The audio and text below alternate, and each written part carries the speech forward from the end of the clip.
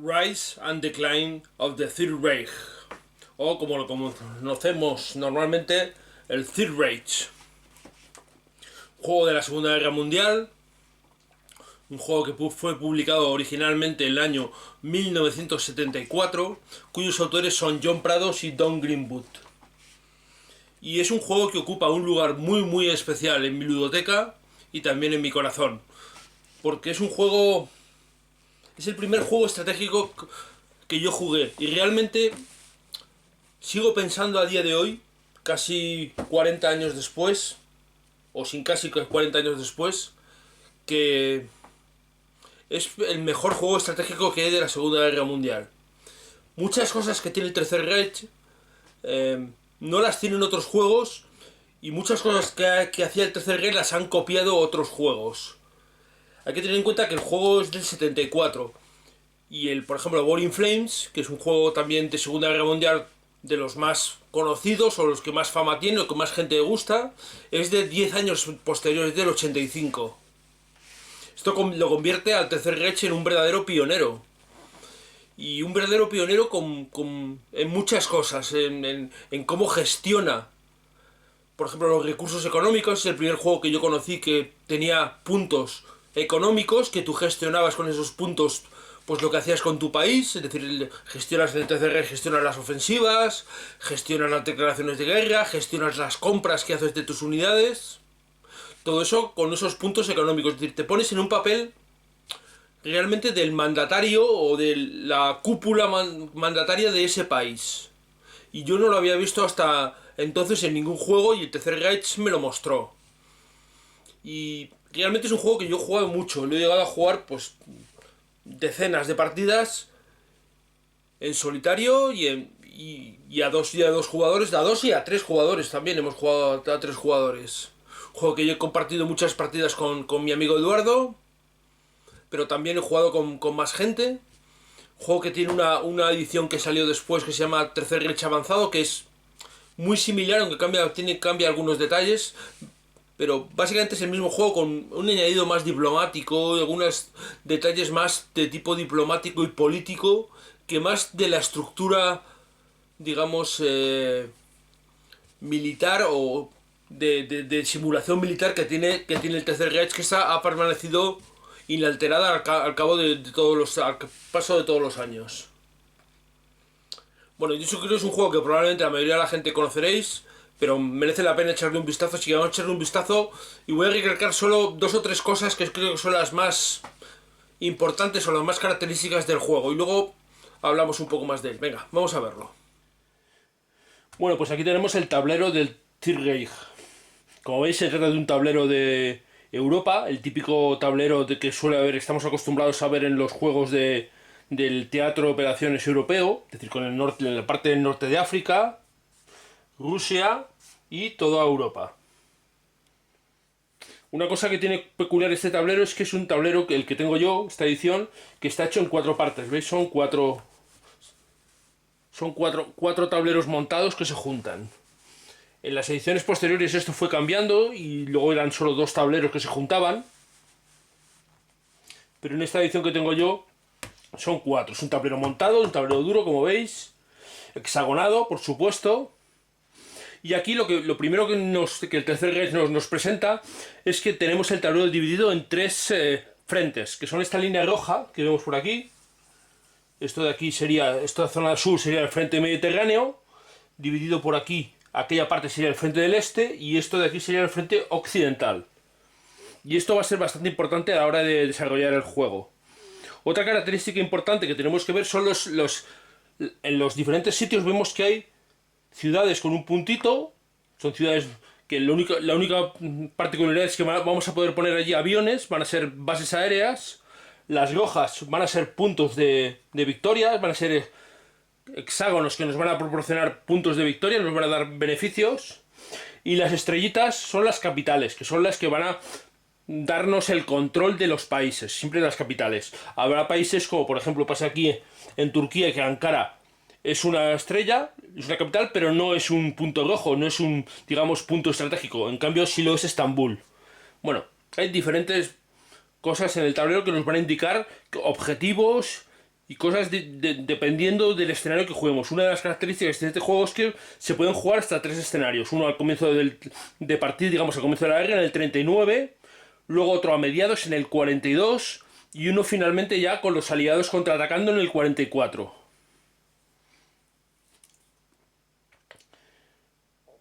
Otra cosa importante son los accidentes geográficos. Realmente no hay muchos. Lo único que destacan son las montañas, que son estas zonas, estos hexágonos marrones. Los ríos, solo los ríos realmente importantes. Es decir, por ejemplo en España solo está el Ebro. Y aquí pues tenemos aquí el Danubio. Y aquí tenemos el Oder, el diferente, este es el Rin. Ya, mi geografía me falla. Bueno, me refiero que solo están los ríos realmente importantes, son los más importantes de las zonas. Luego hay algunos sitios donde están unidos por estrechos, por ejemplo aquí en Dinamarca, o los pasos a través el mar hacia el Mar Negro por el Bósforo, pues también son estrechos. Y esto nos lo va a marcar con unas flechitas que no sé si distinguen muy bien ahí, hay unas flechitas rojas que nos lo indican. Y luego otra cosa importante que tiene el tablero y tiene el juego es que todas las tablas del juego, o mucha, gran parte de ellas están en el tablero. Aquí tenemos un montón de tablas en cada una de las esquinas. Y esto nos va a facilitar mucho la jugabilidad. El juego es un juego que se juega por... Cada turno va a ser una estación, y esto lo vamos a ir marcando aquí, es decir, cada año, del 39 al 46, vamos a jugar 4 turnos, 4 estaciones, primavera, verano, otoño y invierno. Eso es, primavera, verano, otoño y invierno. Y luego, al ser un juego estratégico, las unidades, que ahora os mostraré las unidades como son, no van a ser divisiones, sino van a ser más bien ejércitos. Pero bueno, quedaros con lo importante de este tablero. A ver, una cosa muy importante que tiene son, en los países menores veis que ponen unos numeritos. Por ejemplo, Yugoslavia pone 20 BRP, o Bulgaria 10 BRP, Rumanía 15, España 30. Vale, esos son BRPs que son Basic Resource Points, es decir, puntos de recursos básicos, es decir, los ingresos en puntos económicos que nos va a proporcionar la captura o la alianza de ese país. Los países mayores, los países digamos importantes de la guerra, Gran Bretaña, Alemania, Francia, Rusia, Estados Unidos, van a tener también sus puntos de recursos, sus BRPs. Y como siempre con este juego hay que tener en cuenta que es realmente el primer juego estratégico de la Segunda Guerra Mundial que hay. O el primer juego estratégico moderno, porque realmente si hubo alguno más antiguo yo no he sido capaz de localizarlo. Esto es un juego del año 74, como he dicho al principio. Y mirando en Board Game Geek no he sido capaz de encontrar ni un juego anterior, ni un juego estratégico. Si hay algún juego, digamos, de una batalla operacional o táctico, pero no estratégico. Y estos BRPs, estos puntos de recursos básicos, son la característica principal que tiene este juego que no tenía ningún otro juego distinto. Ningún juego tenía estos puntos que son los que nos van a permitir no solo comprar unidades, sino también determinar dónde atacamos y qué cosas hacemos, como iré explicando.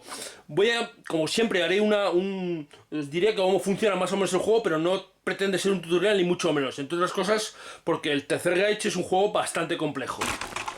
Vale.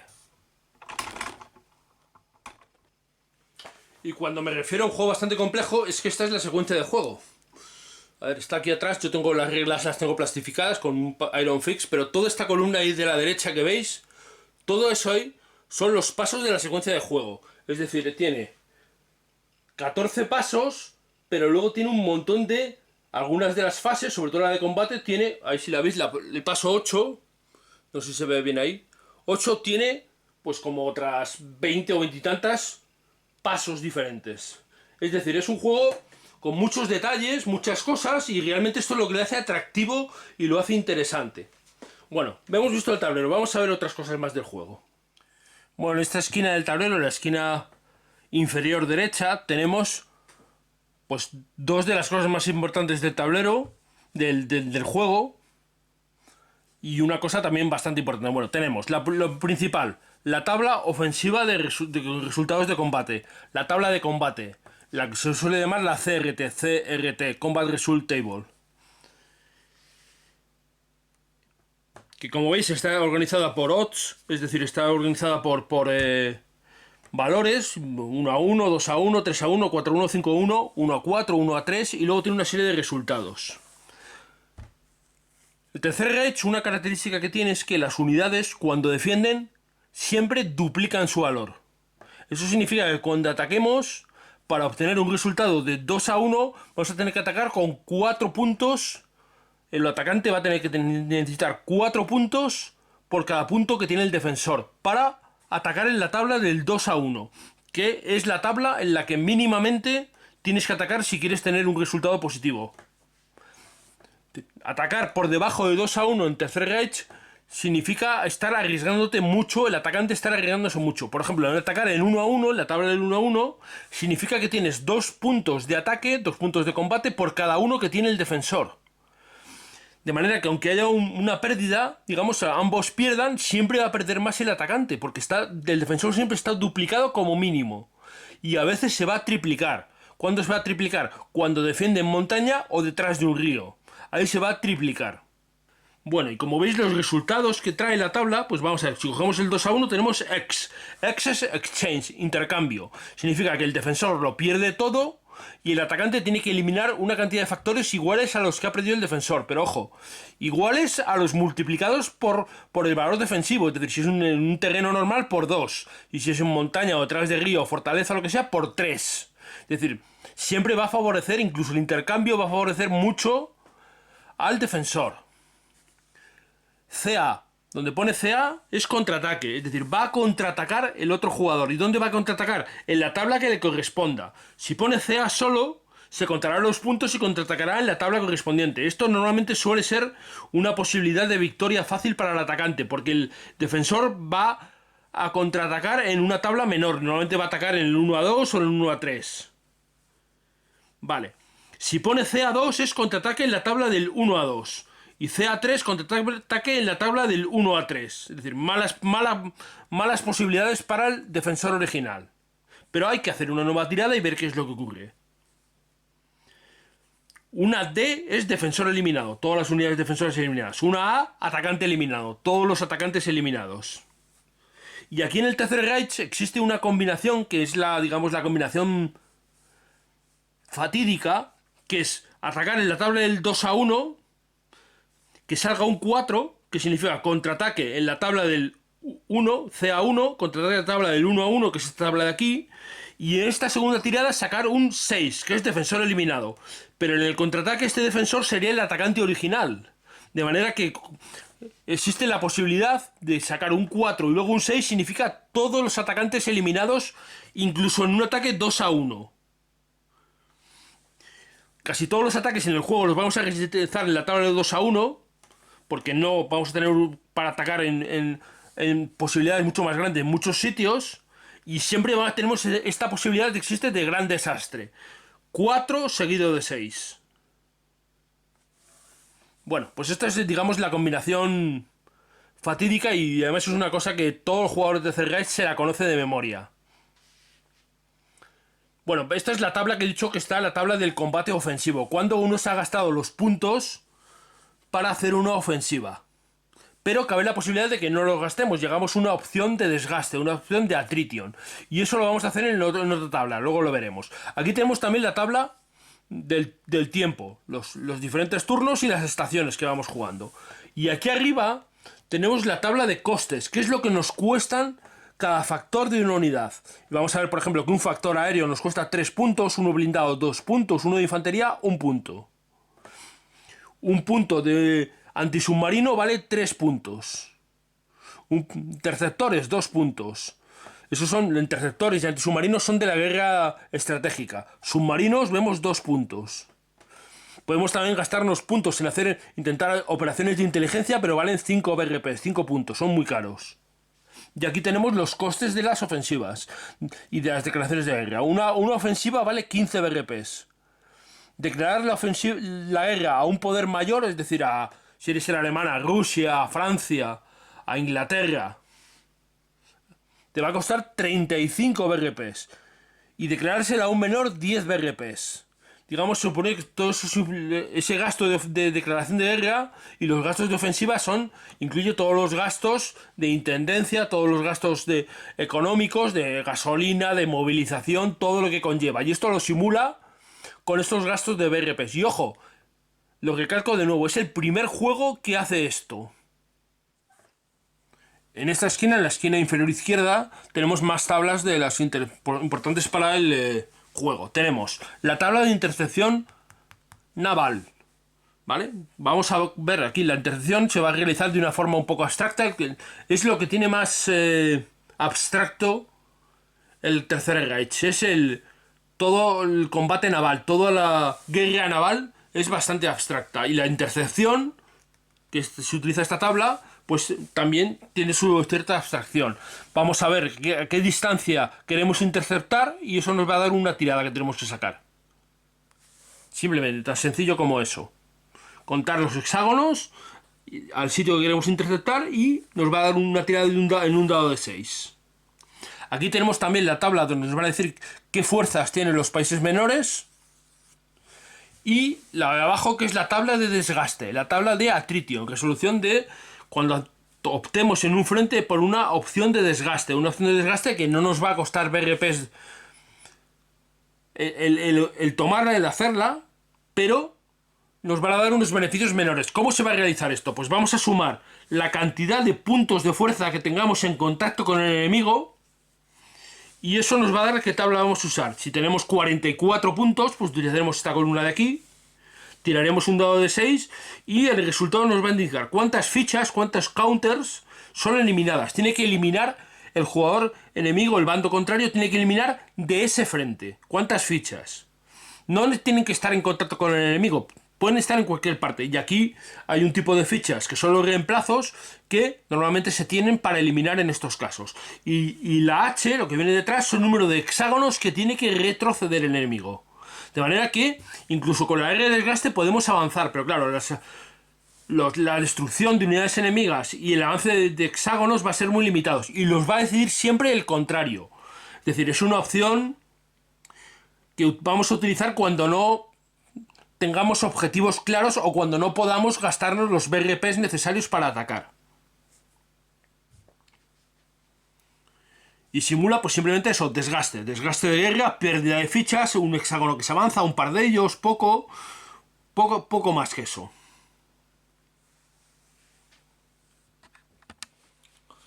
Bueno, ya habéis visto el tablero y lo que se va a hacer cada turno, para que os hagáis una idea de cómo funciona el juego, es cada turno, cada jugador, el jugador que esté jugando en ese momento, anunciará a qué países declara guerra y gastará BRPs, 10 BRPs por declaración de guerra a país menor, 35 si es a un país mayor, y si no, pues declarará qué opción toma en cada frente.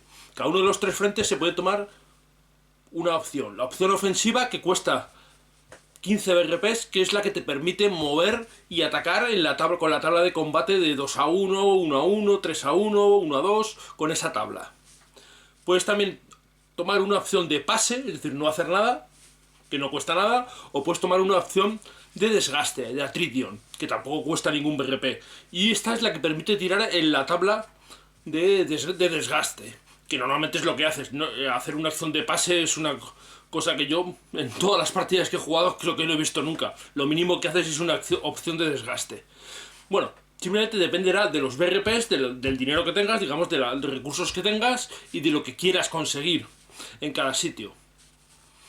Por ejemplo, a veces cuando se hace el enfrentamiento entre las unidades aéreas alemanas y las inglesas que están en Inglaterra, digamos, la batalla de Inglaterra, aunque no haya combate entre unidades, digamos, físicamente unidades de infantería, no se ataquen unas a otras, infantería o blindados, pero sí los aviones, eso ya te obliga a pagar los costes de una opción ofensiva, 15 BRPs. Digamos, esos 15 BRPs van a incluir todo el desgaste de combustible, repuestos, munición, todo lo que supone una opción más o menos ofensiva.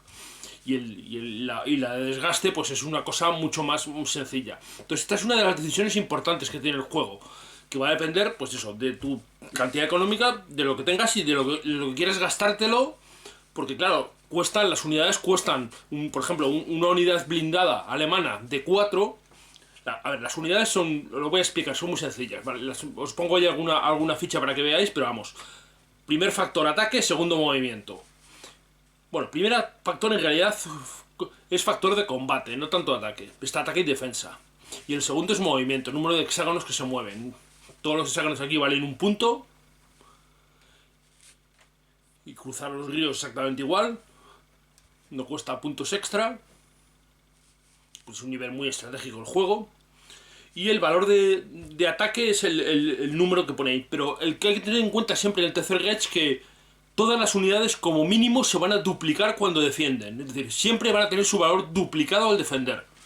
Y en ocasiones se van a triplicar e incluso cuadruplicar. Se van a triplicar cuando están en montaña o detrás de un río o protegen de un desembarco anfibio. Y se van a cuadruplicar cuando están en una fortaleza. Así que, bueno, siempre el defensor va a tener esa ventaja. Entonces a veces se hace muy difícil el poder atacar un sitio. Sobre todo porque, como insistiré durante todo el vídeo, el ataque normal del tercer Reich, el ataque mínimo era 2-1. 2-1 significa que tienes que tener 4 puntos por cada uno que tenga el defensor. Porque como el defensor duplica, para tener el 2-1 tienes que tener 4 puntos por cada uno. Y esto a veces se hace complicado. Pero bueno, esta es la dinámica esencial del tercer Reich. Lo que haces es qué opción vas a tomar en cada frente.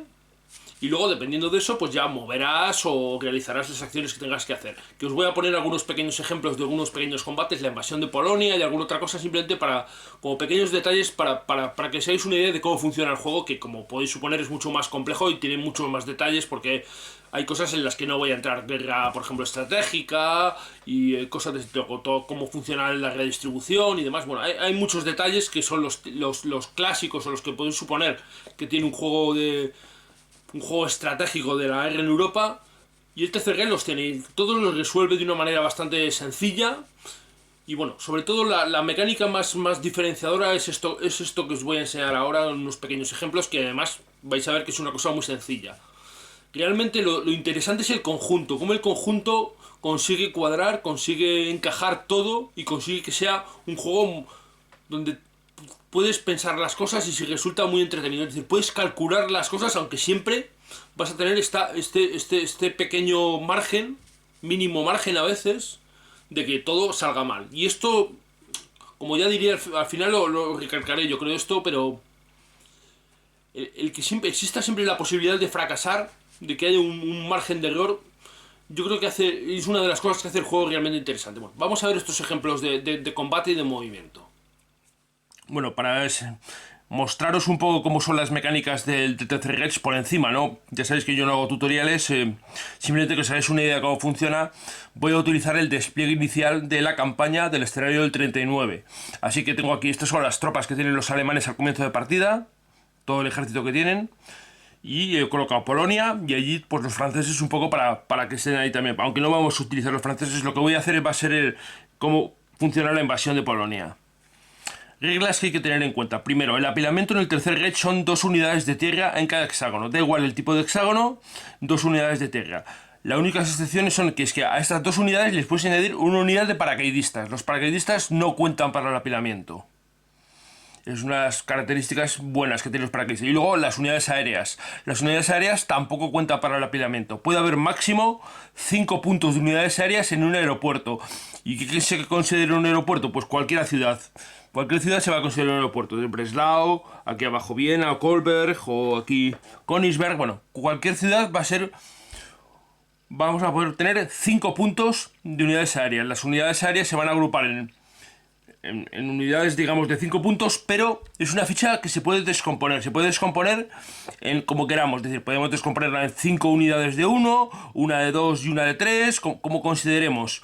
Digamos, como si fueran monedas, los aviones. Es la única cosa, la única ficha que hace eso, porque los barcos también tienen pasos, pero no se pueden descomponer. Solo pondrás fichas de menor valor de pasos de barcos cuando te las eliminen. Te vayan eliminando pasos. Bueno, entonces voy a hacer el despliegue de Polonia y el de Alemania y os voy a mostrar un poco cómo sería el ataque. Bueno, voy a realizar el despliegue de los polacos.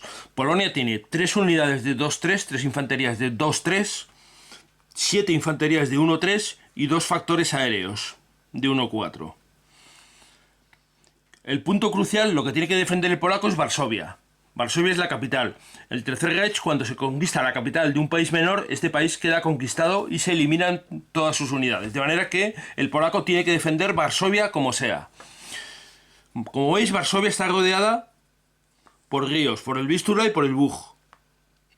Eso significa que es un punto relativamente fácil de defender, porque si nos atacan a través del río, las unidades no se van a duplicar. En el Tercer Reich las unidades siempre se duplican, pero si están defendiendo detrás de un río, se triplican.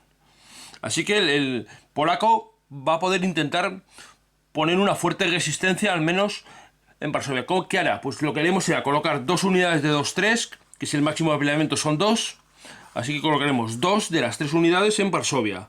La mayor fuerza posible que podamos defender Varsovia. Y también los 2 aviones. Cada punto de avión va a contar también como un punto en el combate, pero no se va a duplicar. Los aviones no duplican o triplican, simplemente se suman. Y con el resto de unidades, ¿qué haremos? Pues vamos a tratar de rodear Varsovia de manera que el alemán no sea capaz de atacar directamente Varsovia y tenga que hacer un ataque en la fase de explotación. Y así os explico cómo funciona la explotación en el Tercer Reich. Así que colocaremos las unidades alrededor, una en cada casilla alrededor de Polonia. Por aquí de arriba, claro, esto es Prusia del Este, aquí el alemán puede colocar, así que hay que tener cuidado ahí, hay que ponerlo y colocaremos alrededor. En realidad, esta colocación del polaco, hay un par de versiones, pero es un poco casi, en esto el Tercer Reich a veces se parece un poco al ajedrez. Digamos que hay cosas que son sota caballo rey, y esto, el ataque de Polonia, es una de las cosas.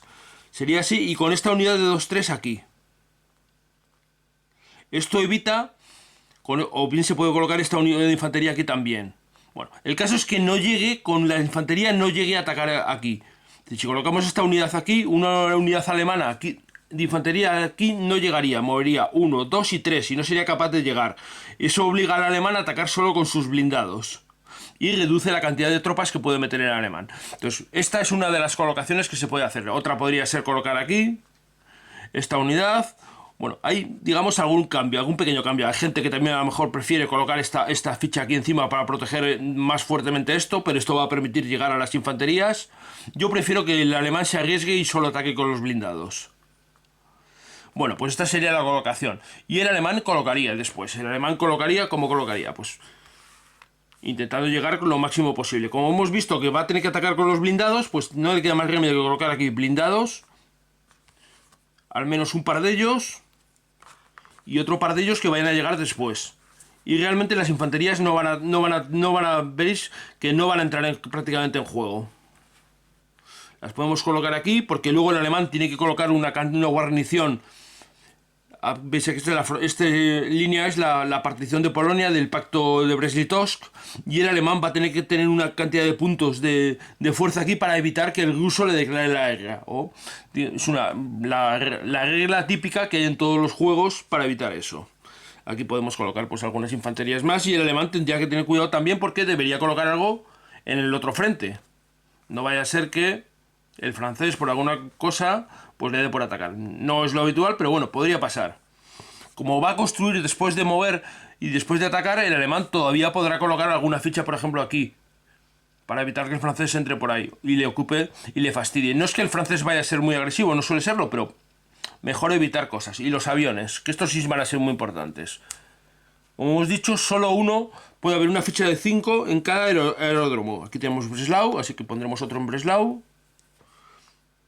Y otra cosa que se puede hacer es colocar una base aérea. Cada jugador tiene 3 bases aéreas, así que el alemán podría colocar esa ficha de ahí, que es una base aérea, y colocar los aviones encima.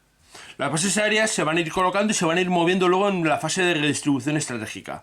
Bueno, pues esta sería una posible, no lo he pensado mucho, pero una posible colocación del alemán para atacar.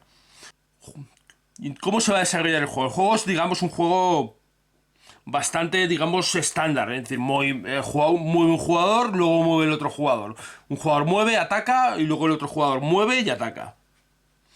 La única cosa que hay consideración es que hay explotación. Es decir, los blindados Si atacamos con blindados y tenemos otros blindados adyacentes, vamos a poder realizar, con esos blindados adyacentes, vamos a poder realizar un movimiento de explotación y un segundo ataque. Incluso podríamos realizar un tercer ataque si tuviéramos más blindados que no hubieran participado en el ataque. Cada blindado solo puede participar en un ataque por turno, pero los adyacentes pueden participar en más. Vamos a verlo. Por ejemplo, movemos estos blindados alemanes por aquí. 1, 2, 3... 1, 2, 3, 4, ¿vale? Por ejemplo, los colocamos aquí. Vamos a suponer que este lo coloco aquí el polaco, por si evita llegar. Entonces seríamos 1, 2, 3, 4 y 1, 2, 3, 4. Ahí, se me va la ficha. Colocaríamos los dos blindados aquí. Y los otros dos blindados, que son los con los que vamos a intentar atacar luego Varsovia, los colocaríamos adyacentes a los que atacan. De manera que estos atacarán aquí y estos harán la explotación hacia Varsovia. Lo que sí podemos hacer ahora es llevar una unidad de aviones nuestra y atacar a los aviones polacos. Podemos, por ejemplo, esta unidad de 5, dividirla en 2 de 2 y una de 1, en 5 puntos, 5 factores, 2 de 2 y 1 de 1, y llevar, por ejemplo, con 4 factores, que debería ser más que suficiente para atacar y destruir los aviones polacos. Y esto acabaría la fase de movimiento. Bueno, podríamos haber movido también con alguna infantería para curar Krakow, o podríamos haber movido con más cosas, pero bueno, el ataque principal va a ser este de aquí, que es lo que vamos a resolver, y os voy a enseñar un poco cómo funciona una explotación en el Tercer Reich. Entonces, lo primero, combates aéreos. Aquí tenemos 4 fichas alemanas, 4 puntos de alemanes contra 2 puntos polacos. Los alemanes tienen un modificador de 0 en el combate aéreo. Pero las fichas neutrales tienen un -2, es decir, restan 2 al combate aéreo. Y se va a resolver tirando un dado de 6 y sumando el valor con los modificadores. De manera que el alemán tirará un dado de 6 más 4 y el polaco tirará un dado de 6 a pelo, porque suma 2 por los dos factores, menos 2 porque son aviones neutrales. Con lo cual sería un dado de 6 contra un dado de 6 más 4. Tiraríamos por el alemán un dado de 6 más 4. 4, 8. Y el polaco, 3. Hemos dicho que era un dado de 6 a pelo, 3. Es decir, la diferencia es 5. Significa que el polaco perdería 5 factores. Como solo tiene 2, pues los pierde todos. Y el alemán perdería la mitad de los que perdiera el polaco. Es decir, perdería 1. Este de 2 se convertiría en una ficha de 1. Así pues, el alemán, con las unidades alemanes sobrevivientes, es decir, los 3 factores alemanes, esta ficha de 3 factores, volverían a la base y los pondríamos boca abajo, de manera que quedan usados. El alemán ha perdido un factor, los 2 factores polacos eliminados.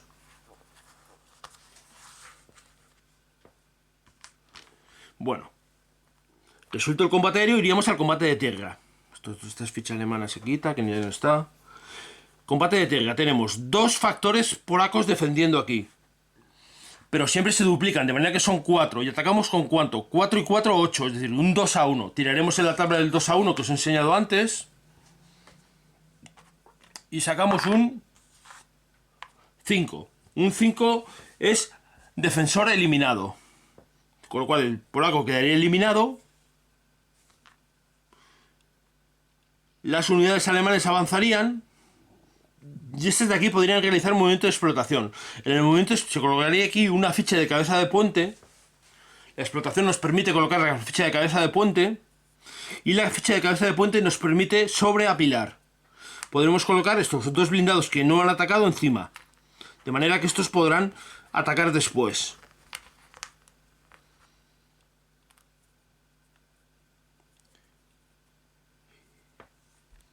Y con esto acabaría el movimiento de explotación y vendría el combate. En el combate de explotación los aviones pueden apoyar de nuevo. Así que vemos que en Varsovia tenemos 4 factores polacos que se van a duplicar 8. Necesitamos 16 para atacar.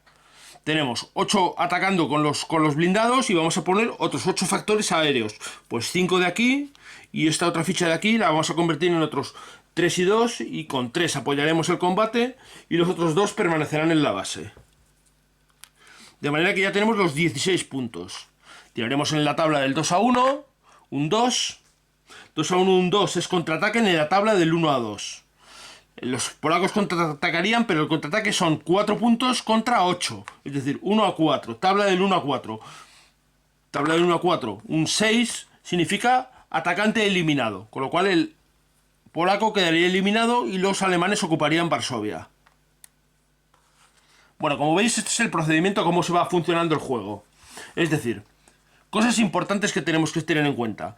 Los blindados pueden hacer explotación, pero para ello necesitamos tener blindados adyacentes, atacar con una unidad blindada y tener otras unidades blindadas adyacentes a la que ha atacado. Y esas segundas unidades blindadas son las que pueden hacer el movimiento de explotación, que son 2 hexágonos y el ataque de explotación posterior. Y en este ataque de explotación se puede apoyar con paracaidistas y se puede apoyar también con aviones. Otra cosa importante es que en el Tercer Reich solo las unidades blindadas tienen zonas de control. Y las zonas de control nos impiden mover. Cuando entramos en una zona de control, automáticamente nos paramos. De manera que incluso en una explotación, si entramos en una zona de control de enemiga, nos quedaríamos parados. Esto hace muy importante la colocación de las unidades blindadas. Aquí el polaco no tiene unidades blindadas, pero por ejemplo, si nos vamos aquí al otro lado, aquí en Francia, vemos que aquí el francés ha colocado una unidad blindada aquí. ¿Por qué? Porque ejerce zona de control todo alrededor. De manera que bloquea todo el avance que hay por allí. Aquí está la línea Maginot, que son fortalezas, y cuadruplican al defensor. Y ahí está ese blindado. Y el francés luego colocará más blindados para tratar de evitar esas penetraciones alemanas. Bueno, como veis, el juego es un juego en realidad, en cuanto al combate y demás, es un desarrollo sencillo. Lo único que hay que tener en cuenta es el tema de los aviones, que es muy importante, cómo convertirlo a las unidades que vamos usando. Las unidades quedan usadas, es decir, estos 3 factores regresarían aquí dados la vuelta, de manera que quedan usados, esos 2 no están usados todavía, y estos regresarían aquí, usados. Esto hace que claro, hay que tener en cuenta que luego jugaría el otro jugador. Si por ejemplo aquí hubiera unidades más, el ruso por ejemplo atacara, las unidades usadas se defienden peor en el combate. Es decir, tienes que dejarte unidades aéreas no usadas, es decir, unidades preparadas para intentar evitar que el otro jugador te contraataque en su turno. De manera que hay que tener bastante cuidado con eso. Bueno, pues ya habéis visto un poquito cómo funciona por encima, por supuesto, cómo sería el combate y el movimiento del Tercer Reich en un ejemplo muy pequeñito y muy conciso. Ahora he colocado un ejemplo de lo que sería el Frente del Este en el 44 aproximadamente. Y voy a mostraros lo que sería un ejemplo de explotación con los rusos atacando y cortando la línea de suministro, que es la otra cosa que se suele hacer con las explotaciones. Para ello los rusos tendrán que atacar 1 o 2 puntos de ruptura y luego explotar con otros blindados, parecido a lo que hemos visto en Polonia, pero claro, aquí es otra escala distinta y otro momento distinto. Vamos a suponer, por ejemplo, que los rusos van a atacar, pues por ejemplo aquí en esta casilla. Bueno, yo no soy muy de usar pinzas, pero como veis a veces no queda más remedio que usarlas. Yo tampoco soy especialmente hábil al usarlas, pero bueno.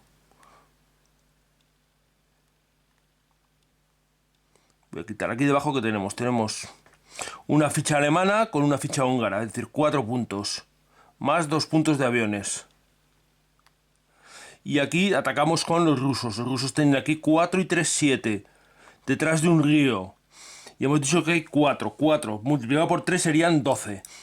Necesitaríamos 24 puntos para hacer un 2-1, pero podemos tirarle unos paracaidistas. Los rusos tienen aquí debajo, no, aquí, tienen los paracaidistas. ¿Vale? Las paracaidistas están en estalino y se pueden tirar hasta 4 casillas de distancia. Pueden también hacer un rebase, basarse en otra base aérea, que son las ciudades, de manera que podrían irse desde aquí. Podríamos coger una unidad de paracaidistas y llevarla a Kharkov, y de Kharkov tirarla sobre esta casilla. ¿Vale? La voy a colocar aquí al lado, pero bueno, supone que la hemos tirado encima. Eso nos evita ya la penalización de río, de manera que tenemos 4 puntos y ya solo se duplican. Sería 8. Atacamos con 4 y 3, 7. Necesitaríamos un punto más, que lo que vamos a conseguir con unos aviones. Por ejemplo, con un punto de aviones de aquí. Convertimos esta ficha de aviones en varias fichas más pequeñas.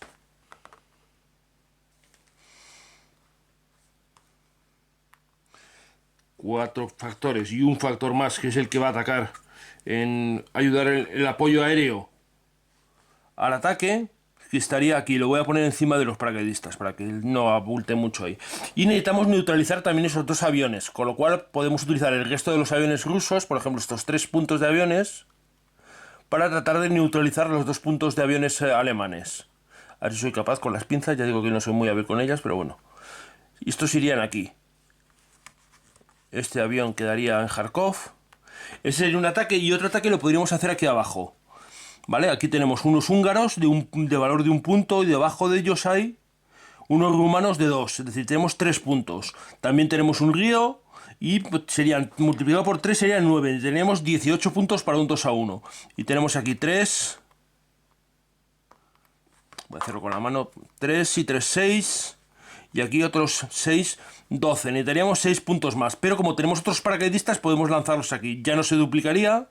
A ver, esto lo estoy haciendo con los paracaidistas rusos, que tiene dos el ruso. El ruso no siempre tiene los paracaidistas a mano, pero cuando va a hacer un ataque de ruptura normalmente si suele preparar los va a tener. Pero bueno, para el ejemplo nos viene bien. El caso es que al tirar los paracaidistas tampoco se van a duplicar, ya solo van a ser 6 puntos, con lo cual ya con 12 tenemos un 2-1. No nos hace falta ni siquiera apoyo aéreo, pero sí tenemos que neutralizar estos aviones de aquí, y para ello necesitamos otras unidades aéreas rusas, que tenemos estos aquí, con lo cual estos aviones rusos pueden venir aquí para neutralizar, a interceptar estos aviones alemanes de aquí.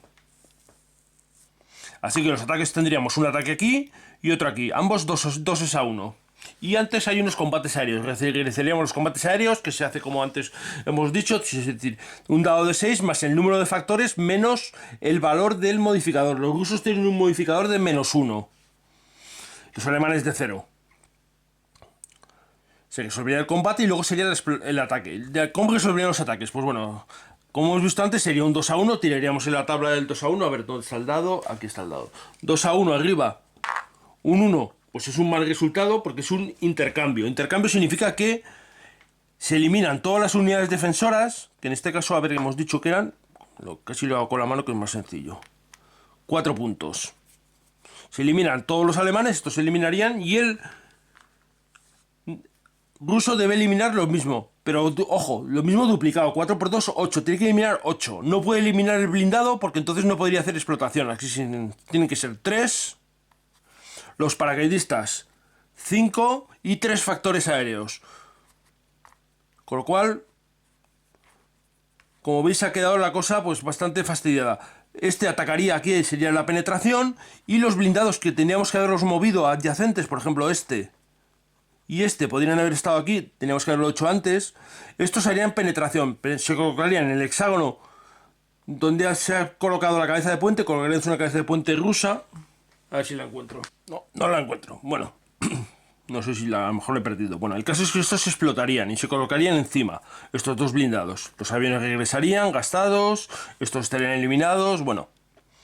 Y lo importante que quiero enseñaros, que es la penetración. Estos penetrarían, luego pueden mover 2 hexágonos cada uno de ellos. Este podría mover 1 y 2, y este otro podría mover otros 2 más a partir de este. De manera que podría hacer desde aquí 1 y 2 y ponerse aquí. Como los blindados tienen zona de control, toda esta zona de aquí estarían cortando el abastecimiento de todas estas unidades alemanas y rumanas de aquí. Resolveríamos este ataque, que normalmente se eliminarían, y este blindado avanzaría aquí.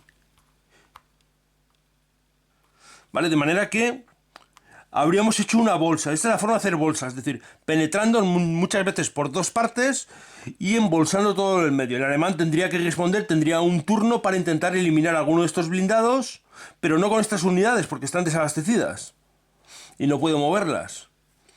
Es decir, que el tema del desabastecimiento es muy importante, sobre todo en Rusia es donde más se va a ver. Normalmente va a ser el alemán al principio y luego al final normalmente también el ruso. Es más complicado que el ruso, pero he querido hacer el ejemplo para que no sea el típico ejemplo de los alemanes avanzando sobre Rusia.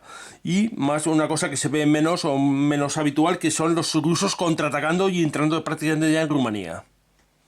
Pero bueno, simplemente para que os quede clara esta mecánica, que es otra de las mecánicas realmente importantes. El tema de la penetración, el embolsamiento con zonas de control de blindados. La importancia que tienen los blindados en el Tercer Reich. Bueno, como habéis visto, el Tercer Reich es un juego en realidad de reglas, es sencillo dentro de los que son juegos estratégicos, los juegos X and Counter, además de You Go, I Go, You Go, que es lo que es decir, un jugador luego juega al otro, que digamos este sistema más clásico o más habitual que había, sobre todo en los juegos de los años 80, de los años 70, 90. Y Tether Reach pues tiene este desarrollo.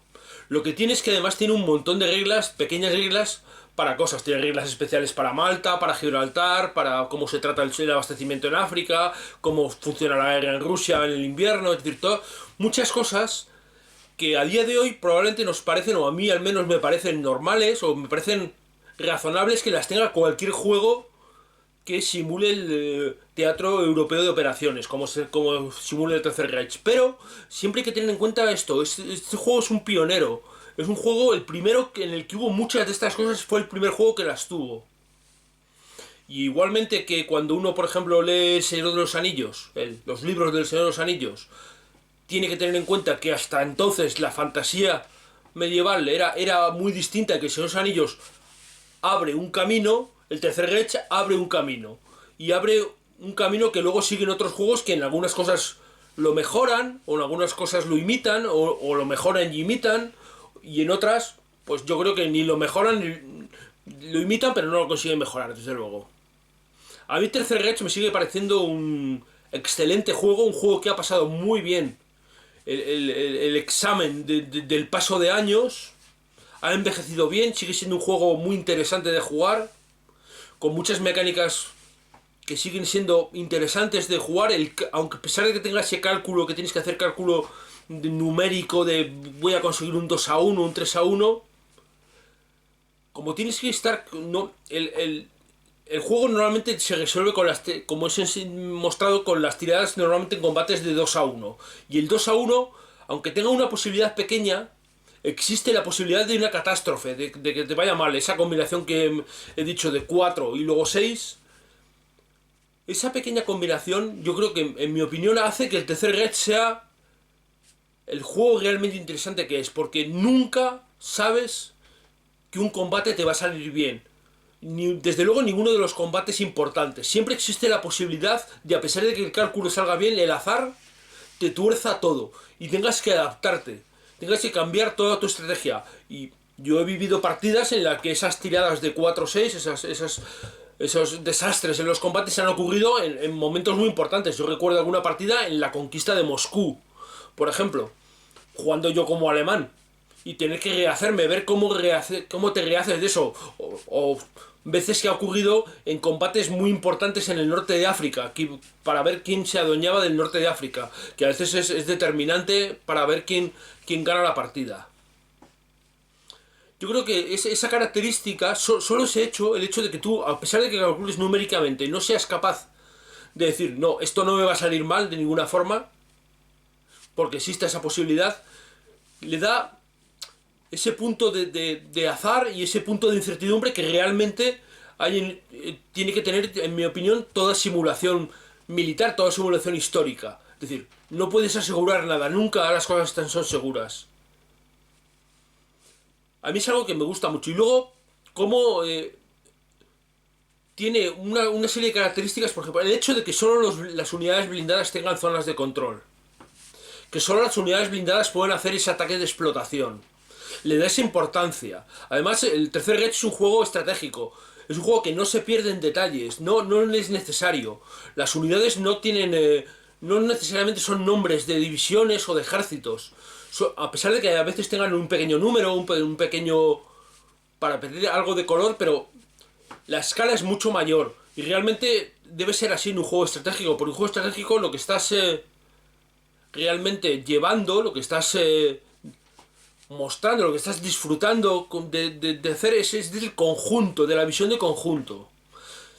Le añades a la guerra táctica, digamos, a la guerra estratégica, digamos, a los combates, a las invasiones, las penetraciones, las bolsas, los intentos de que no te embolsen. Le añades la guerra estratégica, porque tiene puntos que vas gastando en una guerra, aunque lo hace de una manera más abstracta, es justamente suficientemente abstracto para que no sea engorroso, no te pierdas en él, pero suficientemente importante como para darle importancia, tener en cuenta que vas a tener que gastar puntos de tus BRPs, de tus recursos en esta guerra estratégica, en defenderte de ella y en atacar, en ambas cosas. La guerra naval lo hace también de una manera abstracta, bastante abstracta. No se pierden detalles. Y en realidad, si uno lo piensa, en un juego estratégico no es necesario. No me hace falta saber el nombre de los barcos que estoy enviando a un sitio o a otro. No es eso lo que yo pretendo, o lo que yo necesito. Yo necesito saber si mi flota me da unos resultados o no me los da. No me hace falta saber qué barco se ha hundido o qué barco no se ha hundido. Yo creo que esto es algo en el que otros juegos se pierden, poniéndote los nombres de los barcos, juegos estratégicos hablo, poniéndote los nombres de los barcos, incluso las clases de los aviones. Todo eso en un juego estratégico realmente, a mi modo de ver, es innecesario. Y además te distrae del objetivo real, que es gestionar la guerra a un muy alto nivel. Y esto yo creo que desde luego Tercer Reich lo sigue haciendo, lo hacía, enseñó cómo se hacía y lo sigue haciendo. Por eso Tercer Reich sigue siendo, en mi opinión, un excelente juego y ocupa, en todas mis listas de favoritos, siempre va a ocupar el primero o el segundo lugar. Bueno, está claro que es un juego que me gusta mucho, que me sigue gustando. De hecho, ahora cuando lo he revisitado me he releído un poco las reglas, he mirado un poco e incluso me he puesto a jugar alguna pequeña parte del juego, algún comienzo de partida. Es un juego que es que me sigue dando las mismas sensaciones fantásticas, buenas, apetecibles, ganas de jugarlo que me daba hace casi 40 años. Y esto realmente no es una cosa fácil de hacer con nada. Nada que hace 40 años te gustara, que te guste a día de hoy es complicado. Que lo mismo te guste, las mismas sensaciones es muy difícil. Otra cosa destacable del Tercer Reich son sus autores, Don Greenwood y John Prados. Ambos autores siguen haciendo juegos. De hecho, John Prados ha publicado en la revista Games de Odds este mismo año, 2021, ha publicado un juego. Es decir, casi 50 años después, 47 años, para ser exactos, John Prados sigue publicando juegos, lo cual es una carrera como autor de juegos realmente increíble. John Prados además es un analista militar del gobierno americano, un poco el mismo cargo que tiene, o el mismo puesto que tiene Jack Ryan de las novelas de Tom Clancy. Pues bueno, pues John Prados hace algo parecido, lo cual pues es realmente interesante que una persona que tiene a su cargo, o que tiene en su parte de estudio análisis militar, análisis de inteligencia, sea la persona que también hace juegos y que ha hecho esta verdadera obra de arte. También es de destacar, incluso yo creo que ya lo comenté en algún otro vídeo, que hay una novela que se llama Tercer Reich, hecha de un autor chileno, me parece que era José Bolaños, donde habla de este juego y cómo este juego, digamos, influye en el personaje y sé que influyó también en el autor, porque es imposible escribir esa novela sin conocer el juego. Es decir, es un juego que ha llamado mucho la atención, que ha habido mucha gente que lo ha jugado durante mucho tiempo y que yo creo que si no se sigue jugando es un poco por este frenético envolvimiento, esta frenética espiral en la que nos metemos de novedades continuas. Porque Tercer Reich es un juego que a día de hoy es muy jugable y es muy entretenido. Y yo, de hecho, me propongo volver a jugarlo. Bueno, espero que a vosotros os haya resultado este vídeo interesante. Si tenéis oportunidad de jugar Tercer Reich, jugarlo. No os va a decepcionar.